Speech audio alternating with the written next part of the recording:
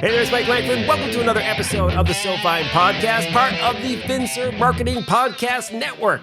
This week on the show, I have Joe Phoenix, founder and CEO of Givinga with me. Now, Givinga is one of those companies that you might have never heard of because it's a driver tech company, as I like to call it. It's behind the scenes making other awesome stuff possible.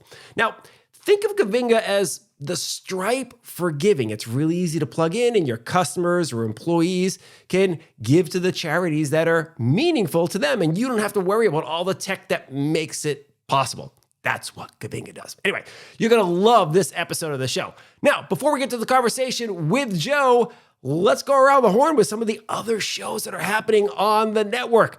Over on the Augmented Advisor podcast by Blue Leaf, John Prendergast and I were joined by Katie Hendricks and Sean Jebrazetta from Dimensional Fund Advisors for an amazing conversation on the growing trend of personalized investing at scale. Basically, making it really easy for financial advisors to offer custom portfolios to their clients, where that used to be something that was only offered to clients that had $20 million or more to invest. Now that is coming down and being more democratized. So really fascinating conversation. Make sure you check that out. Then over on the Advisor Financing Forum podcast by Skyview Partners, Aaron Hassler and I talked to Nick Barker, Skyview's chief banking officer, about where rates are headed and what that means for advisors who are looking to buy or sell a business. And lastly, if that's not enough wealth management nerdiness for you, the Modern Financial Advisor podcast by Trulytics is back. Trulytics is now part of Envestnet, and we are rocking out new episodes featuring the likes of Julie Pinkerton from Client First by Avosin and Sam Angel and Greg Procott from Advisor Financing. So lots of really good stuff coming into your earballs. So make sure you head on over to finservemarketing.com/podcast. You'll find the links to the shows there. Grab the one that interests you and nerd out on it, okay? All right, let's get to our conversation with Joe Phoenix. Joe Phoenix, welcome to the SoFin podcast. Great to see you this morning. Great to be here. Thanks for having me. This is exciting. I'm thrilled. It's, you're a Boston guy. I'm a formerly Boston guy. Always great to talk to somebody in the home country. And you know what's really? I joke about that. I half jokingly joke about that with my friends and family because I'm like, it's kind of the equivalent of like, our ancestors left Ireland and came to the United States, and they would talk about the old world as if, back home in Ireland. We talk about that occasionally as if it's like some foreign country. It's like, yeah, it's a plane ride away, but still, it's like the old country. Right. Yeah, it's crazy. It's funny. People always ask me like, what do you miss most about Boston? I'm like, it's professional sports and food. Like there's certain food items you don't get here in Austin, Texas, that you get really done well up in Mass. And then there's also, we don't have professional sports here other than soccer, which is not my jam. So. Well, I'm thrilled to have you on the show. Really been looking forward to this episode, not only because you're in Boston and so forth, but you've created a really interesting company in a space that is vibrant and growing, and one that I expect to see a lot more of in the future here. So let's dive into it before I ruin the surprise. How would you describe Givinga with the classic 60-second elevator pitch? Well, I would say, first of all, I'd call Givinga a philantech company, and we can kind of dive into that a little bit. It's a word that we coined, and I think that it sums up what we're trying to do really well. But in a nutshell, what we're basically trying to do is redefine giving. And the definition of giving in the United States is being redefined as we speak. It's becoming much more collaborative. It's becoming much more, there are many more companies and individuals that are getting involved with it. It's getting more creative. I think that the overall definition of this verb to give is changing before our eyes. And what our company does is we facilitate all of this new modern giving that's occurring. And I think modern giving is an important factor here because everyone knows how to give money to charity. Everyone who's listening to this has probably in one form or another been charitable in their lives. But there's donating to a charity. There's just giving money away reactively and kind of at random. And then there is really strategically giving money away, maximizing your impact as those dollars leave your wallet and head to a charitable organization, and connecting people, companies, platforms together to really maximize that impact. And that's what modern giving is. And where Givinga sits is we're an engine that basically facilitates that and gives people who haven't had access to all these cool tools and technology the ability to really act and give like a philanthropist. That's amazing. It seems to me, and I'm sure we'll dive into the tech a little bit here, but it seems to like me, as you mentioned, this modern giving, like, we are now more interconnected than ever. And actually, before you and I click record today, we were talking about, how we're like the first generation of adults to become adults after, before the internet was a thing, and how our kids now are helping us with tech begrudgingly. Very begrudgingly.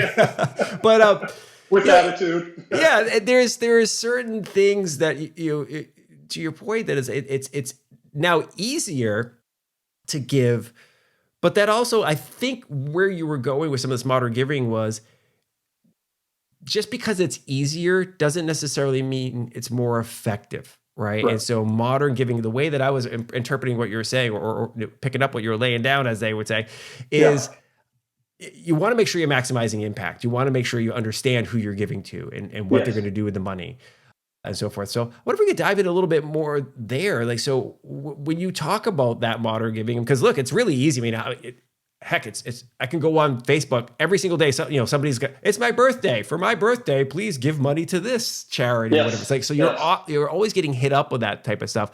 Yeah. What do you mean when you're talking about modern giving, and where do you see, I don't know if that's some of the nuance, I guess. Yeah. Well, so let's take that example that you just gave. I think that everyone has given money to charity. And we're in an industry right now that is kind of rapidly evolving as we speak. There are tons of companies that are involved in the industry, and I think that if you think about giving as it's always been, I would classify it as reactive and linear, meaning something happens, there's an event that occurs, there's a reason that triggers my desire to give money somewhere, and in the past that has been inefficient in itself.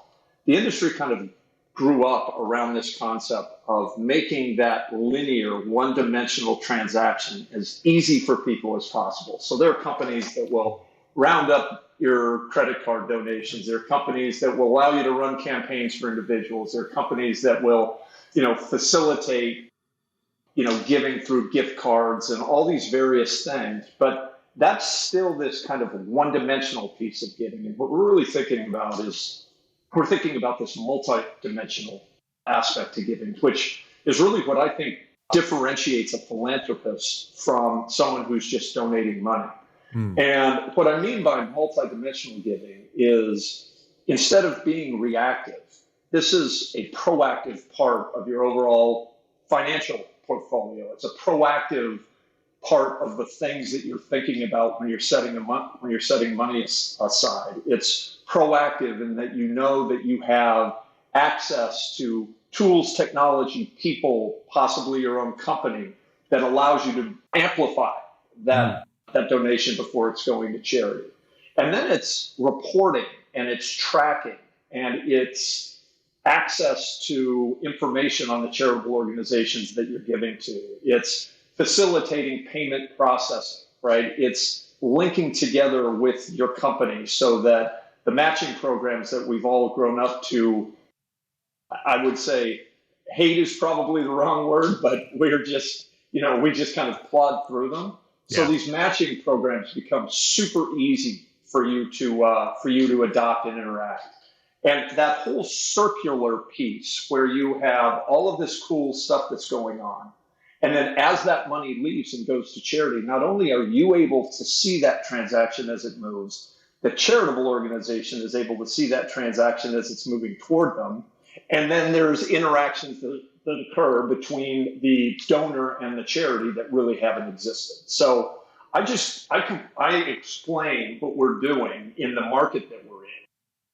And really, when I talk about philantech, it's this whole concept of multidimensional giving, all wrapped up in one place that makes it super easy and simple for you to interact with companies that you work for, individuals that share your common cause, or charities that you're giving money to. Yeah, I'm glad you made some of those distinctions there, because I think most of the members of our audience are familiar with fintech adjacent spaces, Yes. right? Like insurtech, right? So we're starting to hear like, oh, there's insurtech, there's bank tech, Yeah. there's reg tech. Yeah. And sometimes you have like, okay, it's kind, people start to get a little blind on it. Like, all right, fine, whatever, tune you out. Right. But it sounds like, there's a lot more elements to philantech. And one of the things that jumped out to me as you were just talking there is following up, right? So it's really easy to be out of pocket, out of mind, meaning like, so, okay, I gave you $5, $10, $1,000, whatever it is. I donated to this thing. Like you said, I have the monthly contribution comes out of my paycheck and goes to XYZ charity. I feel good about myself. Boom. And I don't think about it. But what you're talking about is like having the giver, the participant, philanthropic participant, also have an awareness like, where did the money go? How is it doing? Are we having the results that we're hoping to see, right? That really feels like a new wave, because the internet makes everything more transparent, right? You go back to like, you remember buying a car the first time after the internet existed? Whereas it used to be you go to a car dealership and the guy or lady, the salesperson, had all the power. They knew how much a car cost. You had no idea how much the car cost. Right. But then you buy a car in like 1999 or whatever, and suddenly you can find out what the dealer paid for the for the car, right? How many accidents it's been in. Yeah, right. And so you walk in and go like, here's the price for this car. This is what I want to pay. I also know I can find this exact same car across town or whatever, the next town, same model. They've got it for that price.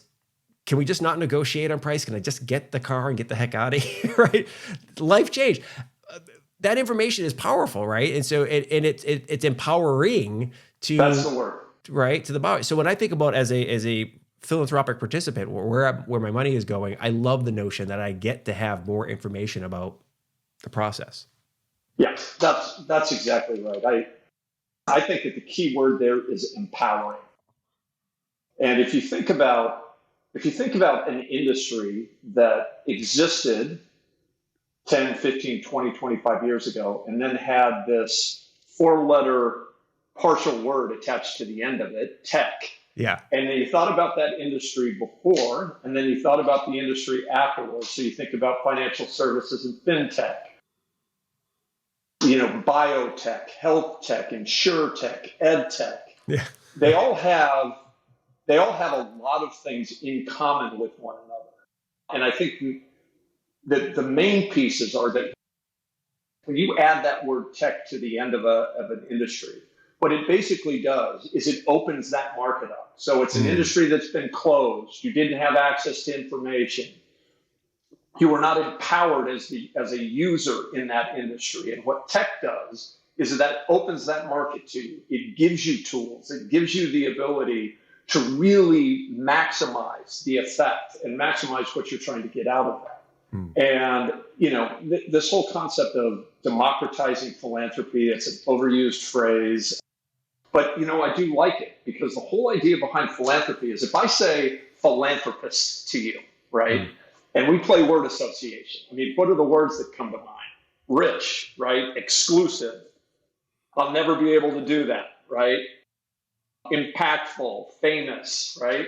Well, if you look at the $458 billion that's given to charity every year, yes, the rich and the famous and the ultra wealthy are giving a fairly substantial amount, but there is a very large percentage of those dollars that are coming from people like you and me. Yeah. And they're coming traditionally via either us directly or through corporations or companies that we work for. And they've been coming to charities in a very inefficient way and in a very reactive way. And so what this technology allows you to do is it really allows you to just sit down and incorporate this into your broader financial picture. It allows you to plan ahead. It allows you to maximize your impact. It allows you to become philanthropic without having to have the assets of a philanthropist. And that's really the whole idea behind attaching tech to these industries, opening them up, democratizing them, empowering the users, and then making that industry much better because now you have this wider array of people that are using and are interacting in that industry itself. It's funny because we started talking about the word philantech, and I said, I'm just going to go see if I can trademark that. This was like 3 or 4 years ago. Yeah. And they let me, and I couldn't believe it. I'm like, I could not believe that, the organization and the industry had not been talking and thinking like this. But it really does give the company that we have in this engine a definition and a personality and a differentiator that I think is super important as you kind of look at all the things that are going on in this giving vertical. It's first of all, awesome that you were able to trademark it. That's fantastic. I keep telling my investors, I'm like, listen, even if the company goes belly up, I think we might be able to sell just the trademark. Right. Yeah. Well, and I would say, like, listen, fun. As an entrepreneur, like this is, this is just as much as an entrepreneurial show as it is a, fintech focused show. Yeah. I like to talk to founders and kind of talk about the journey. We're going to kind of pivot there in a second. Yeah. But that's a lesson, right?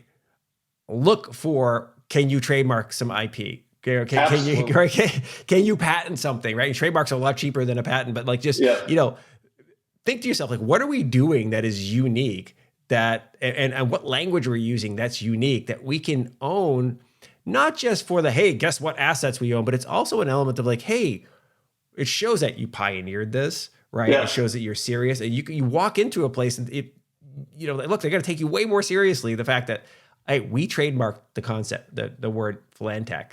Exactly. Not only does it mean we're early, but it means we have a vision here for what we're doing in this industry. I absolutely love it. Yeah, that's a great point. I mean, you kind of get head down in a lot of this. Yep. And, as people who are in my position that are listening to the show are out there, just stick your head up every once in a while and say to yourself, is there something that is truly differentiating that we're doing? And how would we protect that if the marketplace started looking around? So that's a great point. Well, it's like, look, language matters. The way you describe something matters. It resonates differently with people when you say it in a certain way.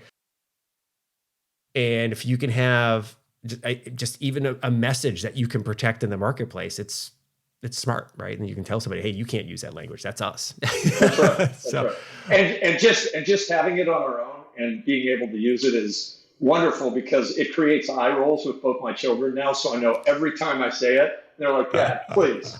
So it's got a hidden benefit as well.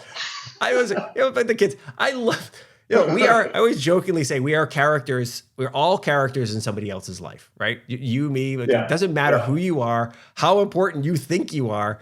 In somebody's life, you're just a character, right? Like I love to listen to super rich, powerful, famous people, whatever. And they always talk about their kids, bringing them down and keeping them humble.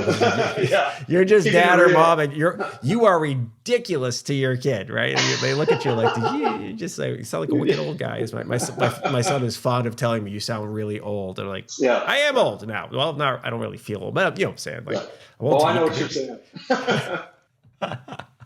Oh my God. Well, let's bridge into some of the entrepreneurial journey stuff because to me this is really interesting, and you're fascinating as a founder because your story is different than many other founders in tech, right? Right. You had a 25-year vibrant career in investment management. You worked for one of the largest investment management firms in Boston and frankly the world. Prior to starting Givinga.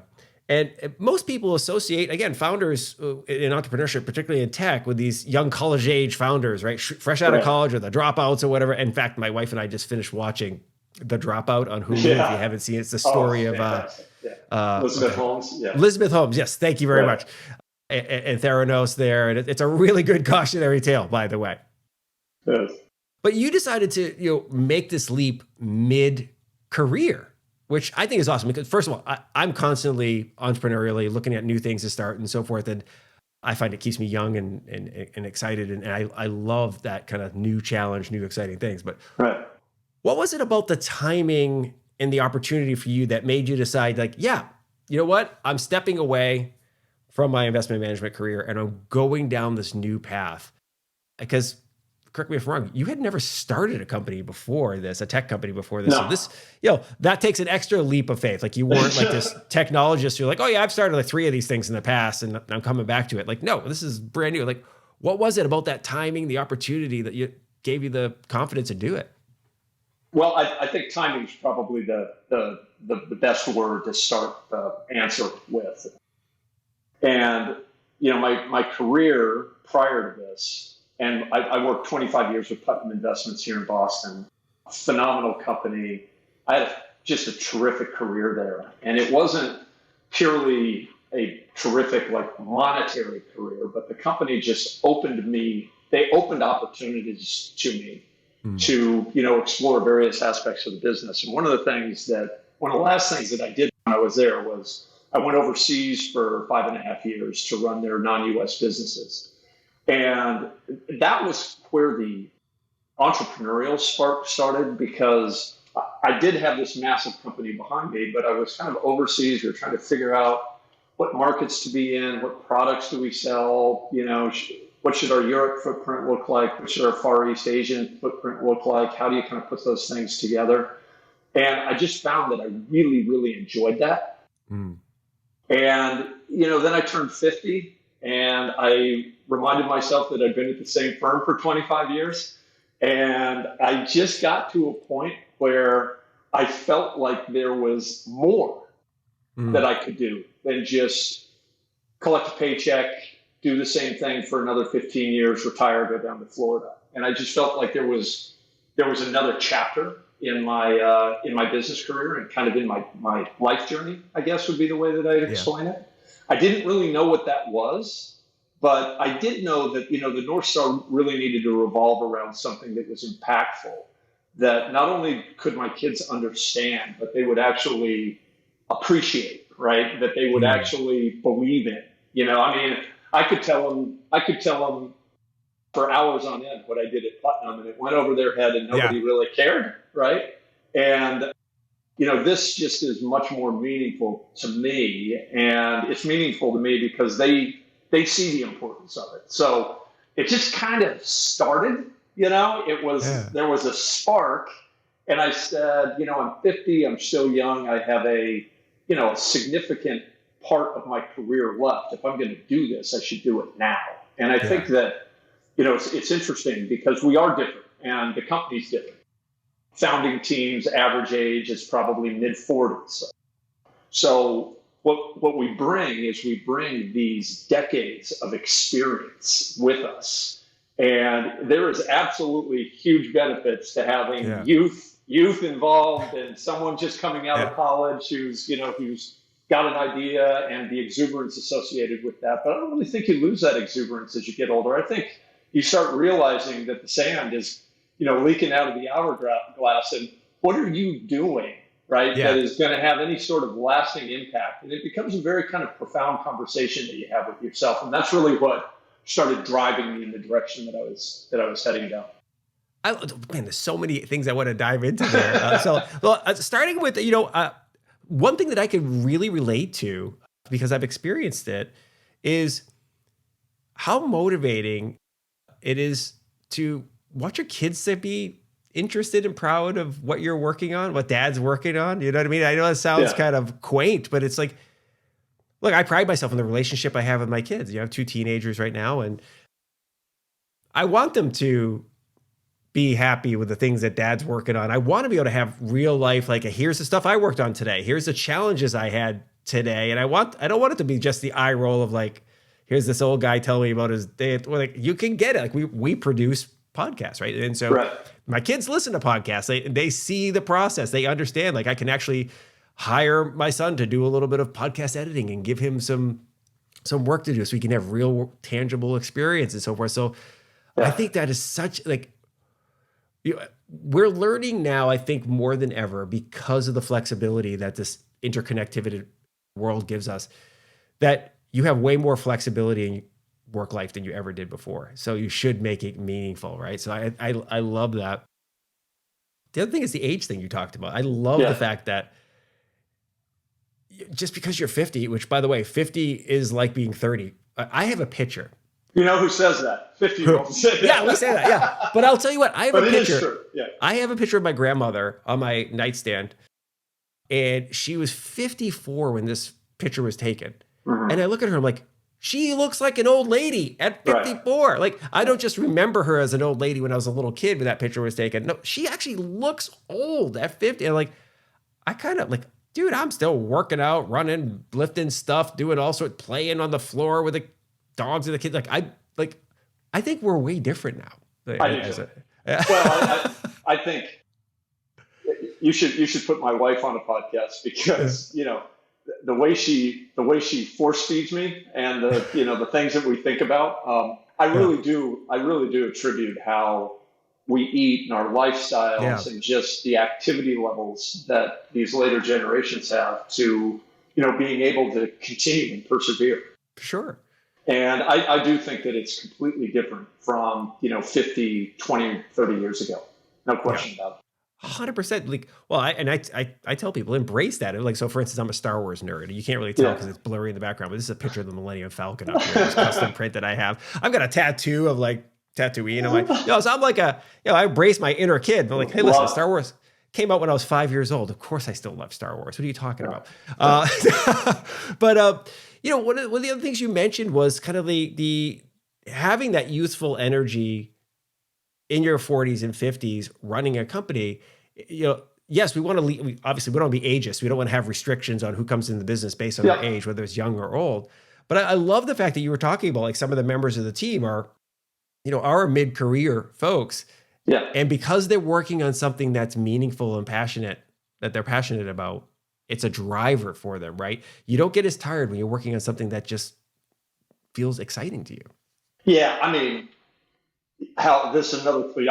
I'm filled with cliches today, right? But go. if you love what you do, right, it's completely different, right? And I used to hear people say, I get up and I've got this thing and I'm working on it and it doesn't feel like work. And I'm now living that. And I think that the other cool thing about the age of the company is that it's got this really cool eclectic mix, right? So we have people that range from their late 50s all the way down to kind of their mid 20s. And we're a startup, so there is every job at the company is important. Everybody is moving the company forward. Everybody has responsibility. And I've just found that mixing those ages together and bringing experience together with youthful exuberance and just watching how that combination kind of affects the company is really fascinating. So it feels like a young company. I would say that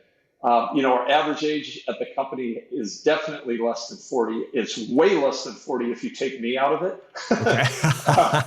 Skewing the but I think these generations can teach and learn from each other. And if you're smart enough to sit back and say, the late 20-year-old that's running marketing right now for us knows 100 times more about SEO and SEM strategies than I do. And I can actually, if I just stop talking and listen to her explain to me, what the strategy is and how they're driving that through the organization, it just makes me better. And it's, I just love the way that these generations mix together. Yeah. And that's what a great lesson that is empowering people who work on the team to be their best and respect that they do know more about the area, their subject matter of expertise that they're supposed to have, right? And give them that freedom to do it. And then, like you said, go to them and say, teach me too. Like bring there is few better ways to tell somebody you respect them than to ask them to teach you and to be humble enough to say, all right, I might be the boss, but I have a feeling you might know more than that. Feels so good for somebody. You remember early in your career where somebody would say that to you, like you felt awesome to have like the CFO or whatever ask you a question. You're like, oh my God, he's actually asking me a question. This is great. I'm only 26 years old and the CFO of, I used to work for State Street and I worked for the CFO's office. Right. And he'd like literally, I'd be walking into Ron O'Kelly's office and like get to sit with this, Fortune 500 CFO and answer his questions. And he would ask me about things. And like, how good did that feel? Right. Totally. It's absolutely amazing. I mean, I think that, one of the things with bringing experience to this, and this is an excellent example of that, right? So, I know what I'm good at, right? Yeah. I know, and I also know what I suck at, right? That's So, right. and I'm old enough now to realize that isn't going to change. There's some things that I'm very good at doing, and there's just some things that either don't interest me or I'm just not good at it. So if you know that and you know what you're terrible at, you just go hire people that are really, really good at it, and then get out of their way and let them help you understand better what, this hole that you have, this gap that you have in your knowledge base or whatever, how that can be filled effectively. And I think that if you would ask me this 25 years ago, I would have said, "No, I know everything," right? Yeah. It's just, I'm so smart. People just don't really know it yet. And if they just let me do what I want to do, everything will be perfect. And I think that time brings you perspective. And if you're smart enough to really sit down and understand that perspective, then you can use it to your benefit. Yeah, that is so interesting. You were like the third or fourth guest in a row on a podcast that I host that has mentioned, we've had the conversation about, hey, if there's something you either know you suck at or know you really don't enjoy doing, it's okay to hire somebody else, whether it's internal in the team or outside contractor, to do that activity. And you will find that suddenly work doesn't suck as much, or it doesn't feel as hard anymore when you're offloading the things. We all, especially as entrepreneurs, that is one of the hardest things, I think, for an entrepreneur, is to recognize that you don't have to do everything, that you need to lead by allowing other people to do things and not micromanage them while they're doing it. You have to let go of certain stuff because there's only 24 hours in the day and you can't work them all, right? And you're not going to be good at everything. Yeah. If you want to kill your company, try and do everything, right? Yeah. I mean, that's the quickest way for you to destroy whatever good idea you've got, is to try and have everything flow through you and you be the final arbiter, and you take away the responsibility of people around you to actually get things done. That's the quickest way to ruin the company, in my opinion. Yeah, 100% agree. So let's talk about the company a little bit more, because I absolutely love having founders on who have been actually operating the business for a few years. I mean, I talk to a lot of startup founders too, where the business is really, really new, and I like that process. But there's so much to learn from those who have successfully navigated past the launch phase. I always talk about escape velocity, right? Like, you can get off the launch pad and come back to Earth really quick, but there is a velocity. Launching a rocket into space, they call it escape velocity. Like, once you achieve escape velocity, provided you don't explode, you're going to be able to get into orbit, right? And I think that's true for startups, right? Like, there is a certain acceleration you once you get over some things. Like, so for instance, with you've got product market fit now. You're in growth mode, right? We are. But like most startups, I'm sure it wasn't a nice straight up and straight line where you're, it was not like that, right? I'm sure there were some hiccups along the way. So let's take us through the Givinga journey. You mentioned you're 50 years old, you leave Putnam, you're gonna start something. What's the journey for the company been like over these years? Circuitous would be a good answer to that. I don't think that it's ever linear. I don't care if you're a startup or if you're working for a Fortune 500 company. I mean, journeys are never linear. You get in, you put things into the market chews on it, gives you feedback. The question is whether you listen to that feedback as it comes back to you, right? Whether you just put blinders on and say, we're going to go down this path, and you just plod forward. I learned early, and I follow religiously, the idea that the market knows more than you do individually, and collective eyes on an idea gets you to a solution much faster than you looking at yourself and trying to figure out what the best solution is. So, Givinga of 5 years ago was nowhere. It was nothing close to what Givinga is today. Now, there were North Stars of Givinga 5 years ago that exist. There's a non-for-profit 501c3 organization that we created. That's the core and the center of everything that we do. there is, fundamental philosophy that, we're focused on making an impact and giving people the opportunity to really drive that impact personally. But, if you look back to my kind of first aha genius moment, I'm like, hey, we've got this. And, I really started in this industry. I really was most interested in this industry called the donor advised fund industry. No one knows what they are. If you had a podcast for 4 hours, I could pontificate for 4 hours on donor advised funds, but I've been repeatedly counseled to keep it tight. What I will tell you is that they are literally the world's most efficient giving vehicle that nobody understands. They're typically used by the very high net worth individuals in the United States, but they were built for you and me, and they allow you to organize, consolidate, plan before you give money away. And so once I understood that we could create a platform that kicked donor advised funds out as needed, and we could set the rules for what those donor advised funds looked like and how they acted, then I knew that we were onto something. What was interesting is my first iteration was, oh, charities are going to love this, right? I mean, we've got this vehicle that's going to push money to charitable organizations, but pushing things out to charitable organizations is difficult. This thing is huge benefit to charitable organizations, but charities have a very specific way that they do things every year. And you pull them off of that, you start introducing technology, and it becomes a very kind of difficult long-term conversation. So we very rapidly had to shift from pushing out to charities to really pulling charities onto the platform. We then, kind of moved to the individual piece, said, okay, well, if charities aren't going to love it, you and I, individuals, are going to love it. But I very rapidly learned there that the B2C market is also extremely time-consuming, inefficient to grow, super expensive, and that's with a product that you don't have to explain to people, right? You don't, right. You come into a market with a product and say, hey, this is the greatest thing ever, but let me tell you how it works, and you need to understand the following 10 things. It's very, very difficult. So we evolved from that into this engine, and how we got to the engine that plugs into things is we started looking at, well, what's the efficient way to really enter into a market, right? And you enter into a market where you have help from customers, where you have leveraged possibilities with customers. And we just happened to land right when corporate America was really starting to think about, what does having an impact mean? What is ESG? How do we interact with our employees? Employees have the power. How do we provide employees with reasons that they want to stay with us? How do we interact with our consumer base, right? And in the past, companies had basically said, yeah, we give to charity. And someone would say, how? And you'd get the United Way campaign or something along those lines. Yeah.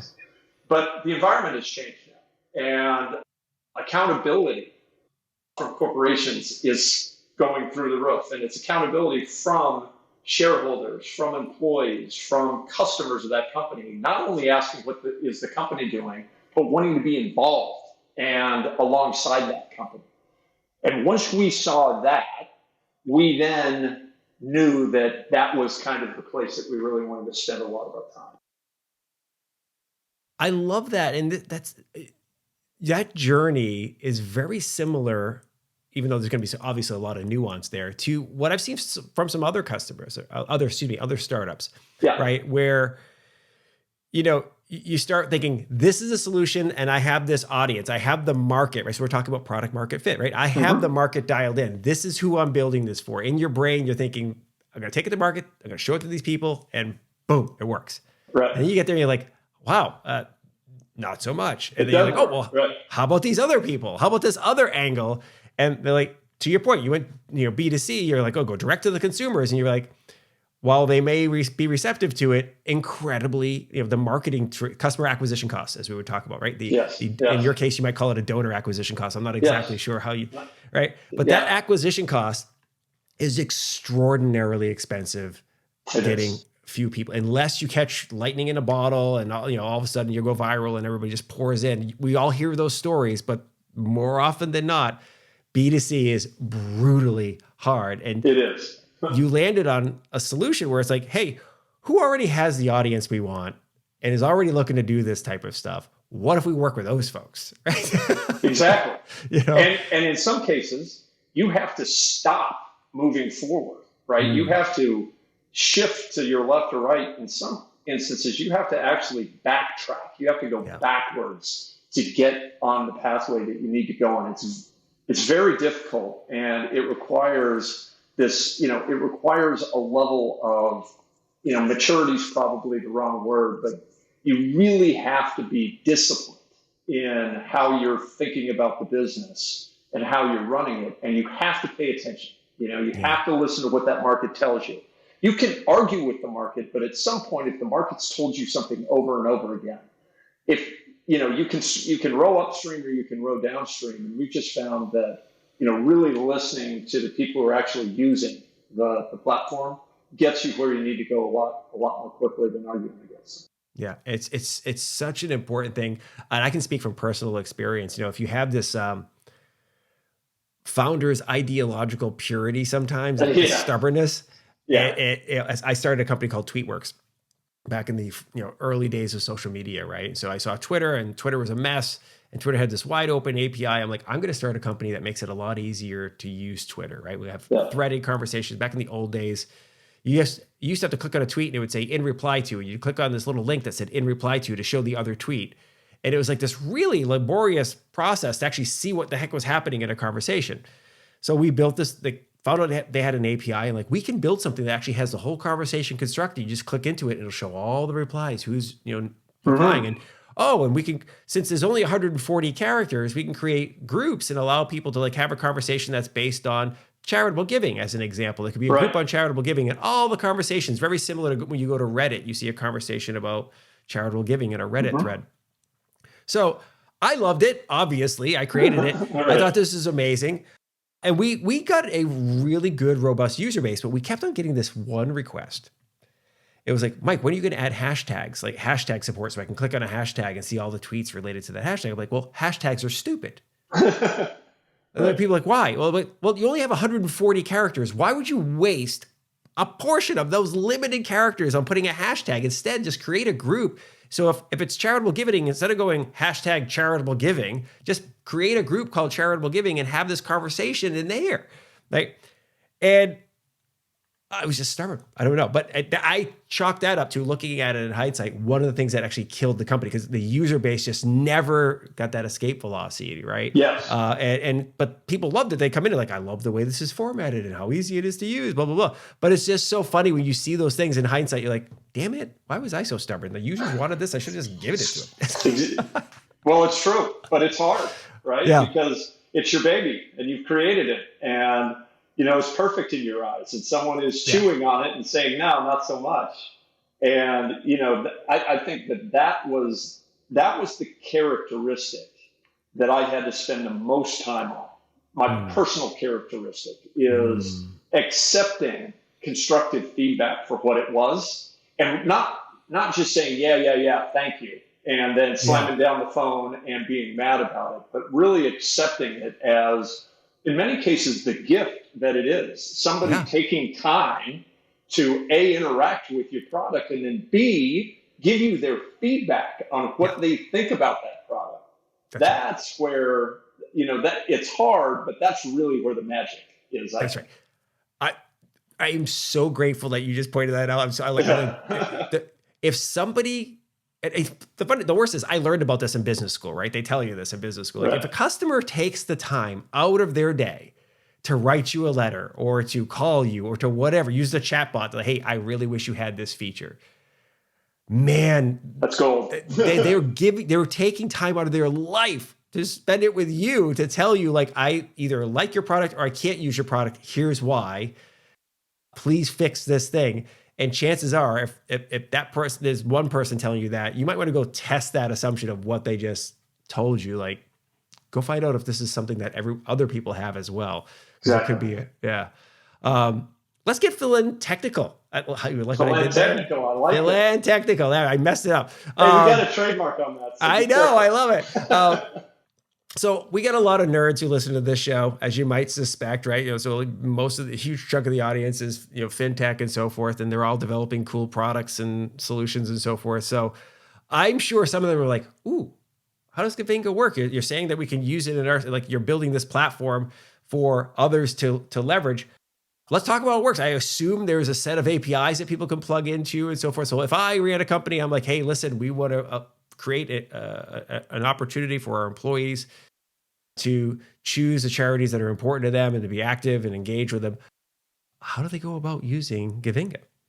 Well, it's a great question, and it's a carry on to the evolution piece, because once we got into the corporate space and we started thinking about that, we very kind of innocently and naively started walking into companies and saying, hey, we've got this super cool thing. And you go to Givinga.com and your employees can create these accounts and all of that. And you started getting, responses about HRIS files and how are you going to connect through our payroll providers? And, we need an SSO because we don't want to have these multiple kind of entry points into the company. What are you going to do about that? Yeah. And that was a stop point for us, because we realized that, okay, so we've got the TAM, right? We've got the market that we think we've got, but we don't have a product for that market. And the stories are wonderful, and you can go in and have a conversation, but the product is not solving that need of the customer, which is, hey, I want this thing to plug into my system.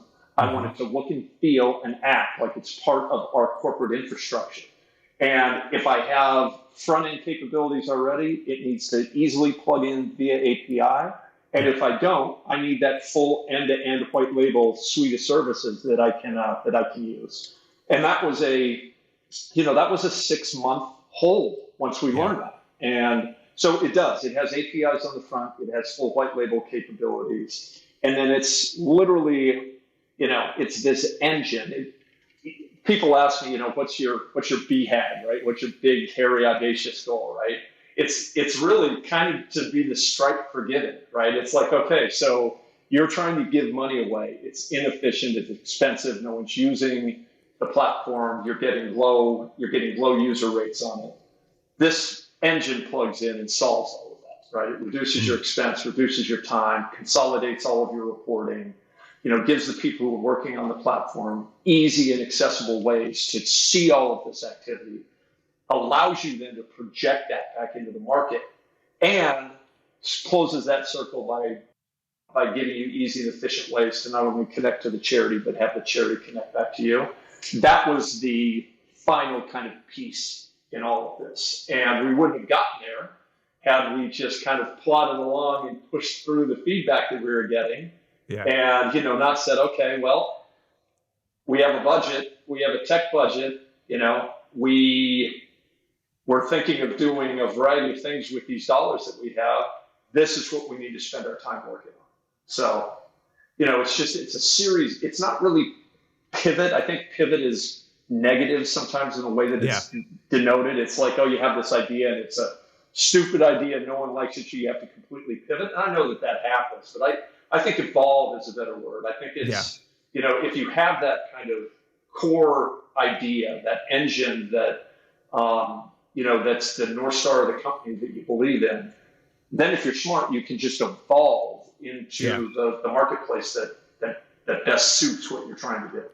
I like the evolve term too, because I always think about, we talk about the startup journey, and I think a lot of people think that's like we're walking along a path. I always kind of look at it as you're navigating a maze, right? Like there's a maze of things, and then you're gonna have options for like, what do I do here? Like I come here, and there's a bunch of different paths I could go on, and maybe many of them let you out of the maze. It's not just one path out, but it's like, okay, here's what I've learned so far along this journey. Now, do I have to discard some of that stuff that I picked up along the way, or do I keep it with me, and then do I go right, left, center, whatever? And so you've learned a lot of that, and it's obviously working really well. I mean, the one that jumps off the page, by the way, is for all of our fintech folks, right, listening here, like single sign-on. If you're going to corporate America, is going to be just so you know, like that is coming. Be prepared for single sign-on capability. Most big companies, and we're talking, I would say most companies with 200 employees or more. So we're not even talking huge companies, right? Mid to large companies are going to expect single sign-on. They do not want their employees having from a security perspective, and also just from a usability perspective, they don't want them to have 82 different passwords. They want to be able to log in and be able to get into where they go, and they want to make sure that the security is protected from single point of entry, right? So be mindful of that. And I think the other thing that you kind of might have just hinted at, and maybe correct me if I'm putting words in your mouth, but if you're dealing with corporate America, there's usually, they've bought into like a relatively small handful of, as an example, payroll providers or whatever are operating with it. And so you're going to have to make some customizations along the way. Like your API is going to have to be able to deal well with whatever, payroll provider or whatever they have. But after you get the big ones, you've probably got 90% of the market covered, I would imagine, right? And so, yes, it's going to be a pant load of work, but once you get there, you're gonna be in, right? And you've gone through that hard. Well, yeah. I mean, if the perfect business idea is one that has leverageable partners, right? Partners that once they put you through the rigors of, does this platform work for us, and do we have confidence in the platform being able to function properly and do all the things that you're telling us, then we have the ability to multiply the number of people that we're talking to. So you don't go, our budget, we have 4 salespeople in the company right now. I mean, we're not targeting to have to need 50 salespeople because we're in these marketplaces that have leverageable capabilities for us, which is, awesome. It's pretty exciting. Fantastic. So I know we're kicking from home. I only have a few more minutes with you here. Yeah. But some of my favorite questions are coming up. The last 2 questions I really have. Number 1 is, what is something that you didn't see coming when you started Givinga, right? Like it could be a challenge you didn't anticipate, or it could be like that's awesome surprise like you didn't see coming. So what would you say is like one of your biggest surprises? I think I'd answer that.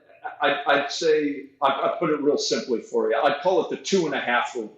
And what I mean by the 2.5 rule is it took me a while to realize this, but if you're building a company and you have a target date of getting that company out, you have target budgets that you're working on, just multiply everything by 2.5x.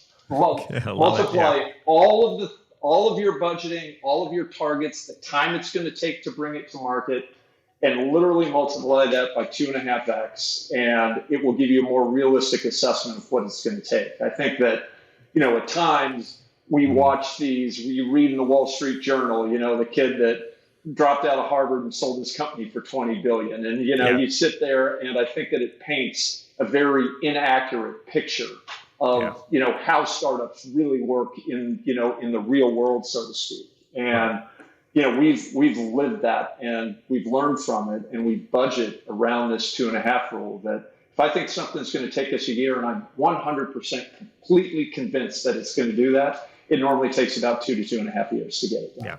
Yeah. And there's so many, especially if you're dealing with the enterprise customer, that's 100% true. I always tell people, and I just have the luxury of talking to lots of, again, fintech startups and others they're trying to go at the enterprise. And I say, it's going to take you 18 months to close a deal. Yeah. Just so you know, it might take you close to 6 months to get an appointment. And then once you get the appointment, and even if they're like, yes, this is awesome, compliance, procurement, bureaucracy, frankly, of everybody needing to have a say on this thing. Let's just say, I worked in Big Co. I know how Big Co works. Like, trust me, it's going to take you 18 months, to close a deal. So prepare for that, right? And then to your point, if there's like some sort of product market fit stuff, like that's going to be iterative as well. So I love the 2.5 times. Well, and the paradox to that is the other side, which is it's taking you 2.5 times to get somewhere. I find that, to coin some of your Star Wars background, time works in almost warp speed on the other side. So you're trying to get this thing out. It's 2.5 years. You've got a runway that you're working on. You're like, oh, great, we have an 18-month runway. And, it may be that I'm 58 years old, right? And my time is condensing, but I don't think so. I think that what happens is you blink your eyes and 6 months has gone by. And then you blink your eyes and another 6 months has gone by. And then you're sitting there saying, oh, well, geez, now we need to start thinking about fundraising. And the build does this, the time to get that into the market and actually moving does that. And it's just the strangest, it's this kind of strangest balance between those two things that I've ever seen. And it happens all the time. Yeah. Yeah, absolutely. I love it. I love it. Such sage advice. Okay. Yeah. Last question. This is the big one, right? What is your ask of our audience members, right? So this is like a fundamental of the origin of the show and the origin of the SoFin event that I do. And in fact, my son and I were just talking to somebody at LSU. I told you we took a tour of LSU and we got the opportunity to have a Zoom conversation with somebody who heads the department where he wants to major in sports administration. So she heads up sports administration at LSU, and she graciously gave us time. And near the end of the conversation, she says, Jackson, make sure you tell people what you want when you talk to them. So when you're at networking and you're on something, you got to have an ask, basically. I'm like, that's awesome. That's what I always say. Like, have an ask, right? So you're here, you've got the thousands of listeners and viewers and so forth. What would you like them to do or provide for you? Well, I would like them to tell any organization that is thinking about philanthropic giving or just innovative giving in general to come kick the tires and talk to us. Because, my thesis on this is that what philantech does is it takes this process that's been hugely inefficient for, 50, 60 plus years, and it adds efficiency, and it really adds the ability to amplify and make these significant impacts. So, for all your listeners out there, if you're currently trying to figure this out, or if you come across or you work for a company that isn't doing this well, have them reach out to us, and we'll walk them through what we've built, and we'll see whether it fits. And that's obviously good for the company, but it's also just good for the idea, because the more eyes that we get on this, the more people that we have interacting with it, the better it becomes. And, it's pretty much as simple as that from where I sit.